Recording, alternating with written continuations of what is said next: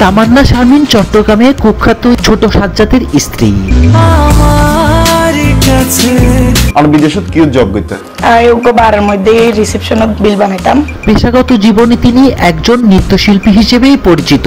চট্টগ্রাম নগরীতে MES কলেজে শিক্ষা গ্রহণের সময় তিনি ছাত্রলীগের রাজনীতির সঙ্গে যুক্ত ছিলেন। খেলা মাত্র শুরু করছি, তোমরা শেষ করবো আমরা।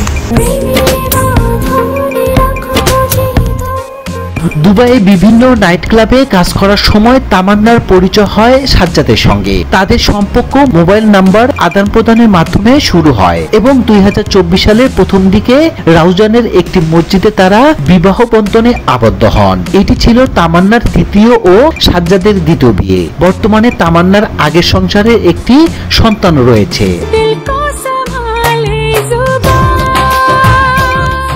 সাজ্জাদকে বিয়ের পর তামান্নার জীবন পুরোপুরি বদলে যায়। তিনি কেবল সাজ্জাদের স্ত্রী হননি, বরং তার অপরাধমূলক কর্মকাণ্ডের সক্রিয়ভাবে অংশগ্রহণ করেন। তামান্নার বিরুদ্ধে একাধিক যুবকের সঙ্গে বিবাহর নামে প্রতারণার অভিযোগ রয়েছে। তিনি বিয়ের পর স্বামীদের কাছ থেকে অর্থ হাতিয়ে নিয়ে পালিয়ে যেতেন। সাজ্জাদও তেমনি একজন ছিলেন।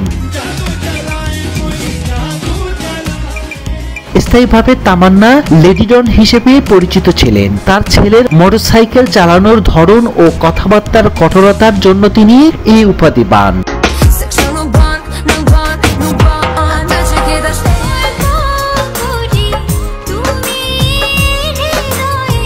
অন্যদিকে ছোটবেলায় অসহায় অবস্থায় বেড়ে ওঠা সাজ্জাদ তার মায়ের মৃত্যুর পর নজুমিয়ার হাট এলাকায় একটি মুরগির দোকানে কর্মচারী হিসেবে কাজ করতেন। সেখান থেকে তিনি অপরাধ জগতে প্রবেশ করেন এবং দুর্ধর্ষ সন্ত্রাসী সাজ্জাদ আলী খানের অনুসারী হয়ে ওঠেন। জমি বিক্রি, নতুন বাড়ি নির্মাণে চাঁদাবাজি, মারামারির মতো অপরাধে জড়িয়ে পড়েন তিনি। হয়ে ওঠেন কুখ্যাত। যারা এই ঘটনা ঘটাইছে তাদেরকে ছাড় দেওয়া হবে না। 2024 সালে 29 আগস্ট বায়েজিদ বোস্তামি এলাকায় সাজ্জাদ প্রকাশ্যে দুই ব্যক্তিকে গুলি করে হত্যা করে। এরপর তিনি পালিয়ে গিয়ে রাউজান এলাকায় আশ্রয় নেন। সাজ্জাদ গ্রেপ্তার হওয়ার পর জামিনে ছাড়িয়ে আনতে তামান্নার বিভিন্ন ভয়ঙ্কর হুমকি দেন এবং ফেসবুক লাইভে এসে আইনকে চ্যালেঞ্জ করেন। তিনি প্রকাশ্যে বলেন, আমরা কারিগরি টাকা দিয়ে সাজ্জাদকে জামিন করাবো। কারিগরি বান্ডিল বান্ডিল টাকা ছেড়ে আমার জামাইকে নিয়ে আসবো। তামান্নার এসব কর্মকাণ্ডে তাকে আলোচনার কেন্দ্রবিন্দুতে নিয়ে আসে। তিনি লাইভে স্বীকার করেন যে তার স্বামী সাজ্জাদ একজন সন্ত্রাসী। এছাড়া যারা সাজ্জাদকে গ্রেপ্তার করতে সহায়তা করেছে তাদের দেখে নেওয়ার হুমকি দেন তিনি।